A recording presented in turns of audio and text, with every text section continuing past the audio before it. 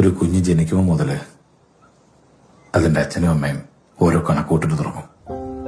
അവരെ എങ്ങനെ വളർത്തണം, എന്ത് പഠിപ്പിക്കണം, ആരാക്കണം. പിന്നെ ഓരോ ദിവസവും ജീവിക്കുന്നത് അവർക്കോരോന്ന് കരുതി വെക്കാനാ. പെൺപിള്ളേരാണെങ്കിൽ പിന്നെ ഇതുപോലൊരു ദിവസം ഒരാളുടെ കയ്യിൽ പിടിച്ചങ്ങ് കൊടുക്കും. പിന്നെ അച്ഛനും അമ്മയും കാണണമെങ്കിൽ അവന്റെ സമയവും സമ്മതമൊക്കെ നോക്കണം. ആദീച്ചിന്റെ കാര്യമല്ല കേട്ടോ. ആദീച്ചനെങ്ങനെ അവനങ്ങനെ പറഞ്ഞ ആദീച്ചവന് ഓടിക്കും. അല്ലമ്മേ, നമ്മളവൾ അങ്ങനെയല്ലേ വളർത്തത്. ആദീച്ചു പോയി.